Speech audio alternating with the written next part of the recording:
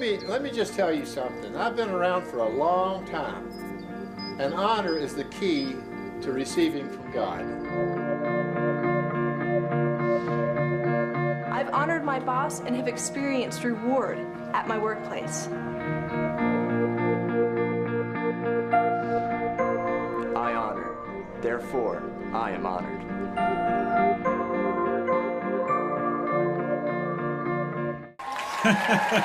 Amém, amém, amém! Aí estão vocês! Bem, é difícil de acreditar, mas estamos na linha de chegada. Estamos na sessão 12, a última sessão da recompensa da honra. Vocês aprenderam algo? Bem, eu tenho boas notícias e sabe quais são? O melhor vem agora! Porque sabe do que vamos falar hoje? Vamos falar sobre honrar todas as pessoas e finalmente vamos falar sobre honrar o próprio Deus. Estão prontos? Sente aí, vamos começar, certo? Então, 1 Pedro capítulo 2 é onde vamos começar e é uma passagem muito simples e você não precisa abrir, eu vou ler para você, certo? Pedro diz em 1 Pedro 2,17: honrem a todas as pessoas. Repitam comigo, honrem todas as pessoas. Certo, vou ler na amplificada. Demonstrem respeito por todos os homens e os tratem com honra. Agora a mensagem: tratem todos que encontrarem com dignidade. Agora na nova tradução viva: mostrem respeito por todos. Certo? Estes de quem Pedro está falando são aqueles a quem Jesus afetuosamente chamou de próximo. Se você lembrar, Jesus estava ensinando e em certo ponto um advogado especialista da lei disse a ele: Jesus, quem é o meu próximo? Lembram dele falando disso? E Jesus contou uma parábola sobre um homem que estava no caminho de Jericó, foi assaltado por ladrões e apanhou até quase morrer. E um sacerdote vinha no caminho e quando viu o homem caído, passou para o outro lado da estrada. Passou direto, e então veio um levita e fez a mesma coisa. Mas então, e eu quero ler na versão a mensagem, um samaritano, eu estou lendo a Bíblia a Mensagem, Lucas capítulo 10, versos de 30 a 38, um samaritano viajando pela estrada aproximou-se dele e quando viu a condição do homem, o seu coração moveu-se de compaixão. Repita, o coração moveu-se de compaixão. Lembre-se, toda honra se origina no coração. Lhe prestou os primeiros socorros, desinfetando e limpando as feridas. Então o colocou num burrinho e o levou a uma hospedaria para que ficasse confortável. Pela manhã tomou 2 moedas de prata, deu ao hospedeiro e disse: cuide bem dele. Se custar mais do que isto, coloque na minha conta e eu lhe pagarei quando voltar. O que você acha? Disse Jesus. Qual dos 3 tornou-se o próximo para o homem atacado pelos ladrões? O que o tratou com bondade? O erudito religioso respondeu. Jesus disse: vá e faça o mesmo. O sacerdote e o levita não viram o homem como alguém de valor. O samaritano, porém, a Bíblia diz que ele se moveu de compaixão em seu coração. Toda honra vem primeiro do coração. Sabe o que é impressionante? Aquele samaritano não precisou orar. Com o coração cheio de amor, compaixão e respeito pelas outras pessoas, ele fez o que era necessário.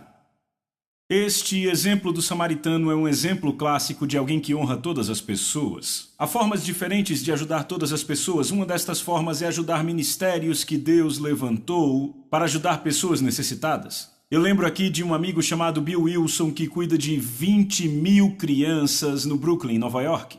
Ele dirige um ônibus, já foi esfaqueado, levou um tiro. É um dos homens que eu mais tenho respeito no planeta hoje. E tudo aconteceu quando sua mãe o abandonou num parque e um homem veio, viu ele embaixo daquele banco de parque e o enviou para um acampamento. E naquele acampamento ele foi salvo e passou então a ser cuidado. Tudo porque aquele homem de negócios o honrou e cuidou dele como o samaritano. Agora o Bill cuida de 20.000 crianças em Brooklyn, Nova York. E não só isso, seu ministério é mundial. E como podemos ajudar ministérios desta forma? Eles têm centros em todo lugar. E como ajudamos? Digam, financeiramente. Ajudamos com finanças. É isso que fazemos, ajudamos financeiramente alguns ministérios que sabemos que cuidam de pessoas. Mas a outra forma de ajudar, que é servindo ao ministério. Repitam, servindo ao ministério. Eu quero dizer isso. A maioria das igrejas locais que já visitei tem ótimos trabalhos para alcançar os pobres. Você pode se envolver, se Deus colocar no seu coração, pode se envolver com esses ministérios e até ajudá-los financeiramente a alcançar os pobres. É muito importante que façamos isso porque é uma das formas que temos de honrar a todos. Agora eu quero dizer que não são só os que são pobres e destituídos que devemos ajudar, pois há destituídos que não são pobres. Sabe, há várias pessoas ricas financeiramente que estão sofrendo.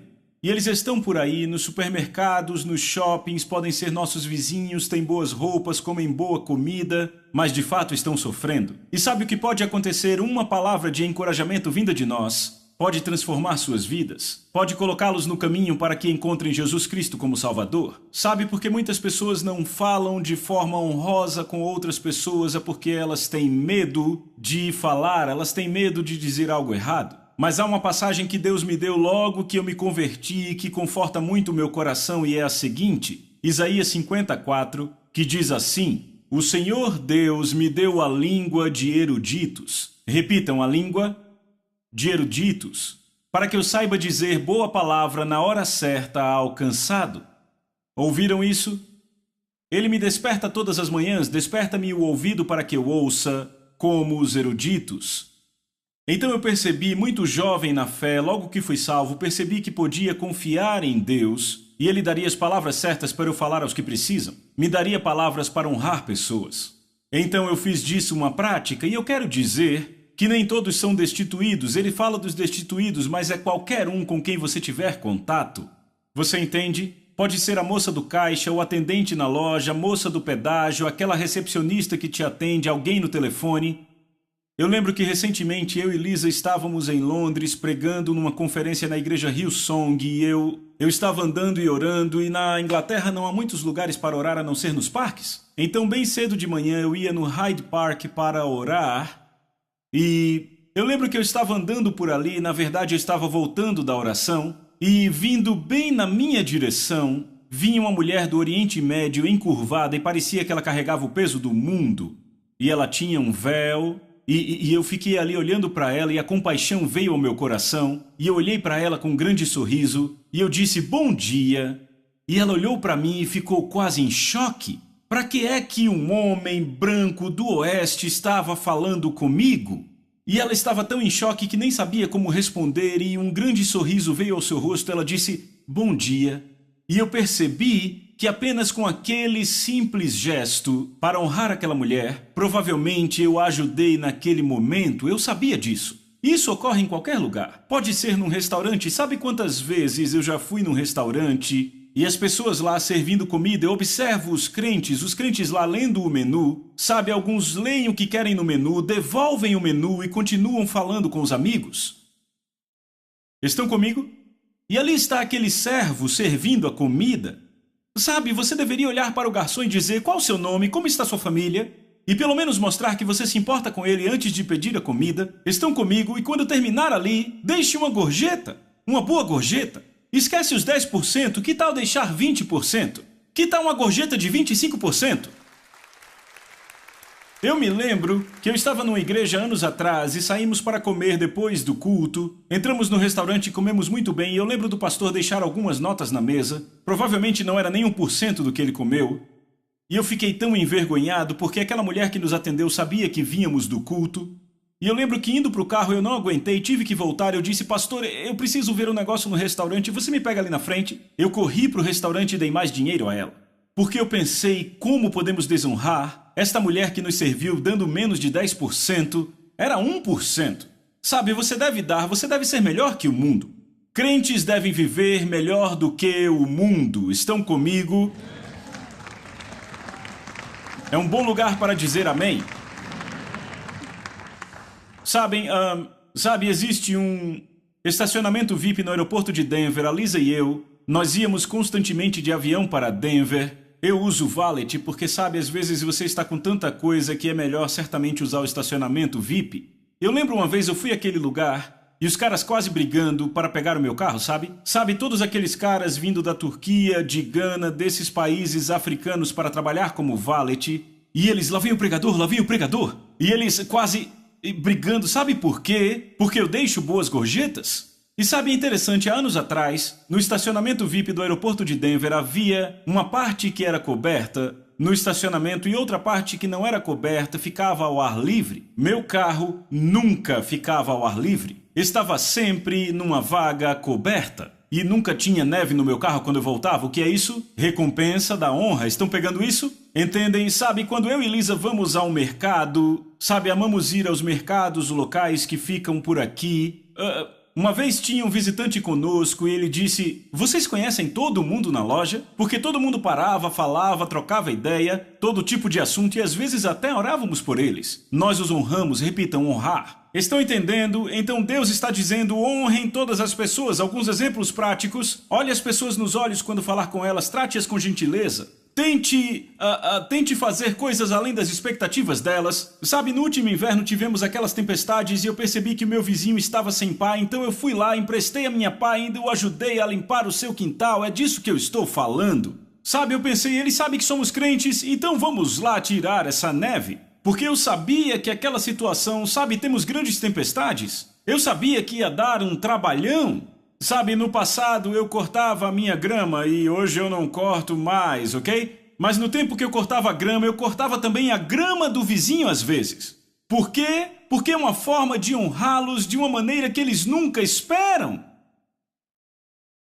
É isso que Deus quer dizer com honrar a todos, estão comigo? Certo? Outra coisa, que tal quando o gari passar por você oferecer-lhe um suco? Estão comigo? Talvez alguém está passando na frente da sua casa com fome. Dê comida a ele.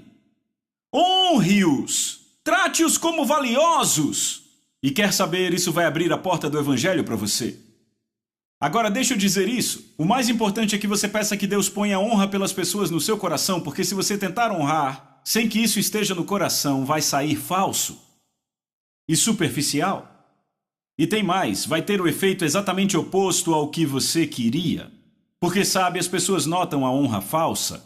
Agora, os últimos 10, 15 minutos desta sessão, eu quero falar sobre honrar a Deus. Repitam, honrar a Deus. A última forma de realmente andar em honra é, antes de qualquer coisa, honrar a Deus. Provérbios 3:9 diz, ele nos ordena honrar ao Senhor. Repita, honrar ao Senhor. Ouçam com atenção, nós desonramos a Deus se valorizamos qualquer um ou qualquer pessoa acima dele. Preciso dizer de novo, desonramos a Deus se valorizamos qualquer um ou qualquer coisa acima dele, ok? Agora, apenas para Deus, repita, apenas para Deus, a nossa honra transcende para a adoração. Deixa eu fazer essa afirmação que vai te ajudar a entender.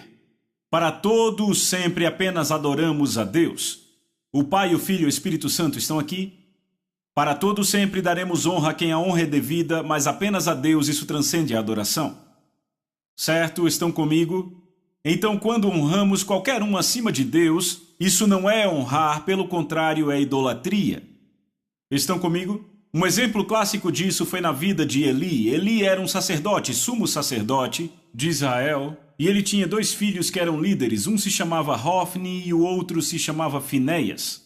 Hofni e Finéias eram os caras que faziam o trabalho do tabernáculo e o que acontecia é que quando os homens traziam as ofertas, Hofni e Finéias pegavam a melhor carne, à força se não fosse dada a eles. Certo? Pediam e se as pessoas questionassem, pegavam à força. Não só isso, cometiam adultério e fornicação com as mulheres que serviam à porta do tabernáculo. Então seu pecado era muito, muito grande aos olhos de Deus, entendem? Agora, Eli sabia o que os seus filhos faziam, mas ele não os corrigia nem removia da posição de liderança. Sabe por que ele não fazia? Porque Eli era um homem glutão, era um homem gordo. Sabe, ele morreu quebrando o pescoço de tão gordo. Estão comigo? Então o seu pecado foi alimentar a sua gula. Então ele repreendeu de forma bem branda. Eu vou ler aqui para vocês, ouçam. 1 Samuel 2, 23, 24. Ele disse a eles, eu ouço os relatórios das coisas más que vêm fazendo. Por que continuam pecando? Devem parar, meus filhos. O que eu ouço das pessoas não é bom. Certo, então ele é brando assim, mas ele não os remove. Certo? Agora, eis o que acontece depois. Um profeta vem a Eli. Ouçam a palavra de Deus que vem do profeta. 1 Samuel 2, 28, 29. Um dia um profeta veio a Eli e lhe deu essa mensagem: eu atribuí as ofertas de sacrifício aos sacerdotes, então por que você escarnece dos meus sacrifícios e ofertas? Ouçam isso. Por que você honra mais a seus filhos do que a mim? Então Deus diz a Eli: por que você honra mais a seus filhos do que a mim? Pois vocês têm engordado do melhor das ofertas do meu povo. Então o que o profeta fez foi apontar os motivos de Eli, porque ao honrar os seus filhos, não os retirando da posição, ele ofendeu a Deus. Estão comigo? Ouçam o que Deus falou sobre Eli, porque entendam, o que Eli recebeu não foi a recompensa da honra, mas exatamente o contrário. Certo, teve grande perda, porque Deus disse assim: desta forma o Senhor, o Deus de Israel, diz: as coisas terríveis que você está fazendo não continuarão. Eu havia prometido que o seu ramo da tribo de Levi estaria sempre diante de mim, mas eu honrarei apenas aqueles que me honram e desprezarei aqueles que me desprezam. Isso é Deus falando pelo profeta. Porei fim à sua família, para que não me sirvam mais como sacerdotes. Todos os membros da sua família morrerão prematuramente. Então, porque Eli desonrou a Deus, honrando mais aos seus filhos, ele sofreu grandes consequências. Façamos um paralelo entre Eli e Abraão. Deus chega para Abraão e você sabe que não havia nada mais importante na face da terra para Abraão do que o seu filho Isaque, porque Abraão esperou 25 anos por aquele filho da promessa. Estão comigo? E além de seu filho, era o filho do milagre. Então Deus vem a Abraão depois de Abraão ter realmente amado Isaque, e ele diz: eu quero que você vá numa jornada de 3 dias e o sacrifique num monte que eu direi. Você entende o peso desse pedido, o tamanho do pedido? Não havia absolutamente nada que Deus pudesse pedir a Abraão que doesse mais que Isaque. Se Deus dissesse: vai e se mate, doeria menos nele, eu estou certo disso. Mas sabe o que minha Bíblia diz? Minha Bíblia diz em Gênesis 22:3 que na manhã seguinte Abraão acordou cedo. Deus disse na noite anterior e de manhã ele já estava a caminho. Estão vendo isso? Porque ele seguiu na manhã seguinte para um pedido tão difícil, porque ele honrava a Deus. Certo? Ele sobe no topo da montanha, prepara o altar, levanta o cutelo para matar a coisa mais amada da sua vida e o anjo diz, vamos ler aqui: não machuque o garoto, pois agora eu sei que você realmente teme a Deus. Você não poupou nem o seu filho amado por mim. O que o anjo disse: agora eu sei que você teme a Deus. De onde deriva a honra? De onde ela é originada? A honra flui do temor do Senhor. Então veja, Abraão honrou a Deus, ao invés de honrar a si mesmo ou honrar ao seu filho. Exatamente o oposto de Eli, não é? Agora veja a recompensa de Abraão. Isto foi o que o Senhor disse, Gênesis 22:16-18. Porque você me honrou me obedecendo e não poupou o seu filho amado para mim, eu juro por mim mesmo que te abençoarei ricamente. Multiplicarei seus descendentes em incontáveis milhões como as estrelas do céu e a areia da praia. Eles derrotarão seus inimigos e pela sua descendência todas as nações da terra serão abençoadas. Tudo porque você me obedeceu, você me honrou. Veem a recompensa que Abraão recebeu por honrar a Deus ao invés do seu filho, estão comigo? Certo? Vamos falar de Moisés. Moisés foi outro que esteve perto de perder tudo porque honrou outra coisa ao invés de Deus. Veja, o erro dele foi muito severo, ok? Deus ficou tão irado que a vida de Moisés esteve a ponto de ser encerrada abruptamente. Estão comigo? Deus ficou tão irado com Moisés que ele estava pronto para matá-lo. Você sabia disso? Quantos sabiam disso aqui? Oh, meu Deus, alguns precisam ler suas Bíblias. Êxodo 24. Não, desculpem, Êxodo 4:24 na Nova Tradução Viva.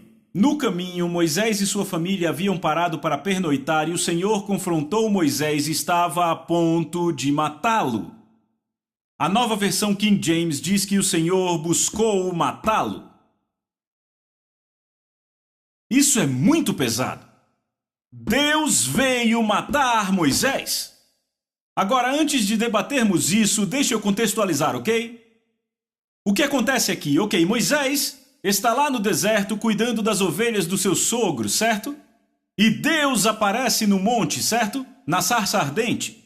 Então Moisés vai para o topo do monte e Deus diz a ele: você é o libertador, você vai libertar o meu povo, você é o cara, certo? Então Moisés desce do monte e fica com aquela cara, você lembra, você já assistiu o filme, não é? Ele fica com aquela cara, né? É.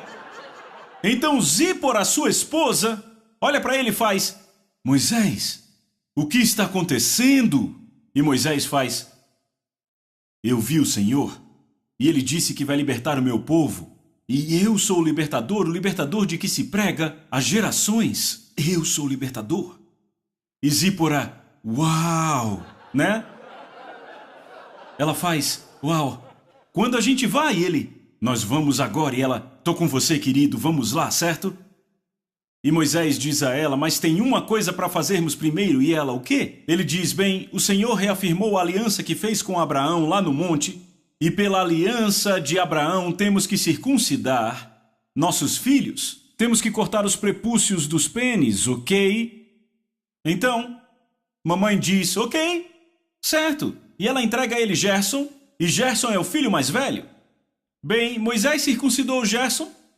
Sabe, eu tenho 4 garotos e vi o nosso terceiro filho ser circuncidado. E eu lembro o pediatra dizendo, é melhor vocês se segurarem porque vocês vão ver o Alexander gritar como nunca mais vai gritar na vida inteira. Sabe, cada parte do corpo dele vai gritar. Quando aquele médico cortou o prepúcio do pênis do meu filho, eu vi o Alexander e eu pensei, oh meu Deus, graças a Deus fizeram isso comigo quando eu tinha só um dia. Eu fiquei, sabe, eu não conseguia. Vocês lembram quando Josué, sabe, estava trazendo o povo à terra prometida? Lembra que ele circuncidou a todos? Lembra que ficaram prostrados 3 dias? Não estavam adorando a Deus? Era dor mesmo. Era dor, sabe? Tem muitos nervos naquela região. Será que vocês entendem isso?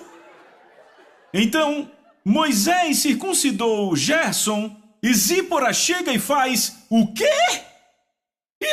Isso é um absurdo! Isso é inumano! Isso é tortura e punição! Então ela pega o filho mais novo, Eliezer. É isso mesmo, Eliezer. Ela pega ele, põe ele para trás e diz, você não vai tocar nele. E Moisés, querida, essa é a aliança com Deus. Eu tenho que fazer. Tenho que circuncidar Eliezer também. E ela, não, você não vai tocar nele. Você não vai tocar nele. Que tipo de homem você é? Eu posso processar você. Isso é abuso infantil. E Moisés, querida, temos que fazer isso. Deus mandou fazer. Não vamos, não.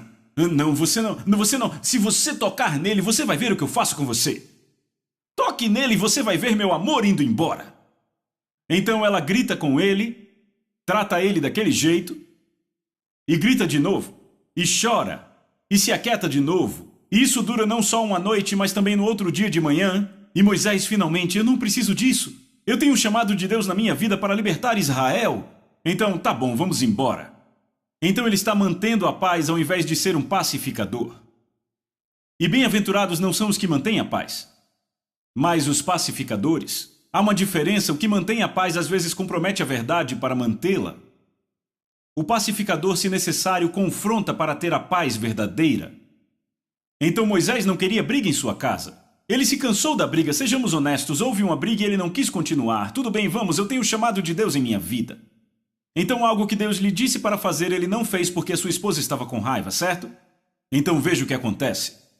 Isso está em Êxodo capítulo 4, versículo 25 na Bíblia Amplificada, prontos? Ora, aparentemente ele havia deixado de circuncidar um dos seus filhos, pois sua esposa se opunha. Mas vendo a vida dele em tal perigo, porque Deus veio matá-lo, lembram? Zípora tomou uma faca de pedra e cortou o prepúcio do seu filho e atirou-o para que tocasse os pés de Moisés e disse, certamente és para mim esposo sanguinário. E depois que ela fez isso, lemos no próximo verso, o Senhor deixou Moisés sozinho. Um dia o Senhor falou comigo em oração, eu não esqueço disso. Eu estava lendo essa passagem e o Espírito Santo me disse, quem morreria era Zípora ou era Moisés? Eu disse ia ser Moisés e ele, é isso aí, porque eu disse a Moisés o que fazer. E ele honrou mais a sua esposa do que a mim. Então, quando Deus chegou, ela ficou esperta. Quando ela viu seu esposo a ponto de morrer, ela circuncidou o filho. Mas o que realmente me tocou foi quando Deus me disse ia morrer Moisés, não ela. Porque eu disse a Moisés o que fazer. Vocês estão aqui? Agora deixa eu dizer algo. Moisés era muito jovem no Senhor. Ele cresceu no Egito e agora, claro, ele estava há 40 anos vivendo no deserto, mas Deus se achegou a Moisés e começou a formar seu ministério. Isto seria algo que Deus usaria na vida de Moisés para que ele nunca mais se desviasse do seu caminho. Porque você o vê pelo resto da sua vida, exceto pelo incidente do conflito da água. naquela situação em que ele acertou a rocha 2 vezes, Moisés nunca, não importa que pressão ele sofreu do povo, nunca mais desviou do Senhor. Mas quanto a Eli, ele era velho no ministério. E a quem mais dado, mais é cobrado. Ele sabia o que estava errado. Moisés tentava ser um bom marido. E por ignorância ele desobedeceu a Deus e Deus disse, eu vou alinhar isso agora. E virou uma marca na vida de Moisés, ele aprendeu. Eli e seus filhos, Abraão e seu filho, Moisés e sua esposa, tem a ver com famílias. Estão vendo isso? Eu acho que agora ficam muito claras as palavras de Jesus em Mateus 10, 34 a 37. Não penseis que vim trazer paz à terra. Não vim trazer paz, mas a espada. Pois vim causar divisão entre o homem e seu pai, entre a filha e sua mãe, entre a nora e a sua sogra. E os inimigos do homem serão os da sua própria casa. Quem ama honra seu pai ou sua mãe mais do que a mim não é digno de mim. Quem ama honra seu filho ou sua filha mais do que a mim não é digno de mim. Jesus está dizendo que quando você honra os da sua família mais do que honra a Deus, ele disse o que acontece, você se coloca num lugar como Moisés. Estão comigo? Eu não estou falando de algo que você acha que Deus falou com você, eu estou falando de algo que ele claramente fala na sua palavra. Estão comigo? Isso está claro? Certo, eu estou falando de algo que você sabe que está na palavra, algo que é totalmente contrário, e você ali sentado, e a sua esposa, seu marido, seus filhos querem que você faça algo que você sabe que está errado. Certo, ouçam, marido, talvez você esteja numa pressão porque a sua família quer assistir um filme impróprio, mas você sabe que aquilo vai prejudicar e contaminá-los. Seus filhos podem reclamar, dizer que você é muito quadrado, mas sabe, você faz a coisa certa quando honra a Deus mais do que a seus filhos. Já teve vezes que eu disse, esse filme não passa na minha casa, esse tipo específico de música secular não vai ser tocado em minha casa. Eu sabia que tinha que fazer aquilo, porque eu sou o responsável e serei eu que vou responder a Deus sobre isso. E eu sou o responsável por protegê-los. E eu vou dizer, quando fiz não foi popular com Zípora. Ela não ficou feliz com seu marido, com o que ele estava fazendo, mas sabe o que ele fazia? Obedecia a Deus. E você ali sentado, liderando a sua casa, deixa eu te dizer, você ali sentado e você sabe que a sua família quer fazer algo que não vai glorificar a Deus, você sabe no seu coração que aquilo trará desonra, você sabe no coração que pode trazer poluição nos seus filhos, não faça. Proteja a sua família. Estão comigo? Porque deixa eu dizer algo. Se você é o cabeça da casa e você é marido, não será a esposa diante do trono do julgamento para prestar conta, será você. Estão comigo? Isso é pesado. Existem momentos em que se retém a honra. Embora sejam raros, eu devo falar deles antes de encerrarmos. Provérbios 26, verso 1 na Bíblia Amplificada diz, como neve no verão e como chuva na colheita, ambos são terríveis, sabe, neve no verão é ruim. Da mesma forma, a honra não se adequa a um tolo autoconfiante. Ouviram isso? Provérbios 26, 8. Honrar um tolo é tão tolo como amarrar uma pedra no estilingue. Sabe o que acontece quando se amarra uma pedra no estilingue? Frim! Você toma. Ou seja, o dano volta para você, certo? Então a primeira coisa é saber quem é o tolo, certo? Vamos falar sobre quem é o tolo. É aquele que diz em seu coração não existe Deus. Salmos 53, 1. É aquele que espalha calúnia. Provérbios 10, 18. É aquele que pratica o mal como um esporte. Provérbios 10, 23. Ele ou ela está sempre certo aos seus próprios olhos e não busca o conselho divino, Provérbios 12, 15. É aquele que fala palavras pomposas e orgulhosas, Provérbios 14, 3. É aquele que é autoconfiante e despreza a sabedoria, o conhecimento e a correção, Provérbios 18, 2 e 15, 5. Isso é apenas para citar alguns traços que são atribuídos ao tolo na Bíblia. Então, em resumo, uma pessoa como esta é frequentemente citada como o anticristo no Novo Testamento. Se você quer saber quem é o tolo no Novo Testamento, no Velho Testamento, em Provérbios, ele está sempre lá, mas não no Novo Testamento, porque ele é o anticristo. Estão comigo? Certo? Diga amém se você entendeu isso. Porque eles vivem uma vida completamente contrária aos caminhos, sabedoria e conselhos de Jesus Cristo, certo? Quando honramos uma pessoa como esta pela sua loucura, trazemos dano a nós mesmos, a pedra no nosso estilingue volta para nós. Pegaram? O apóstolo João deixa isso muito claro, 2 João, versos 10 e 11. Se alguém vem até você e não traz esta doutrina, é desleal ao que Jesus Cristo ensinou. não o receba, não o aceite, não receba ou admita em sua casa ou lhe dê incentivo ou algum encorajamento, pois aquele que lhe deseja sucesso ou o encoraja, dando-lhe boas-vindas, é cúmplice em suas más obras. Você se torna cúmplice dele. Se você o honra em sua loucura, repita, em sua loucura, não quer dizer desonrar o ser humano tratando sem bondade ou amor, vocês entendem, mas você não honra sua loucura, seu pecado. Não é sábio honrar o comportamento desonroso ou crenças contrárias a Cristo. Se o fizermos, nos tornaremos cúmplices do pecado. Agora deixe eu falar bem rapidamente sobre obter honra. Repita, obter honra. Como dito anteriormente, é contrário ao coração de Deus exigir honra. Então deixa eu deixar bem claro, até uma criança vai entender, certo? Se o marido receber essa mensagem sobre honra, se ele assistiu essas 12 sessões sobre honra, se o marido ouviu essa mensagem, se depois disso ele chegar em casa e exigir receber honra da sua esposa e filhos, ele perdeu a essência da mensagem. Porque Jesus disse, eu não busco honra. Estão comigo? É errado exigir honra. No entanto, por outro lado, a palavra diz o que podemos fazer para atrair a honra. Repitam, atrair a honra.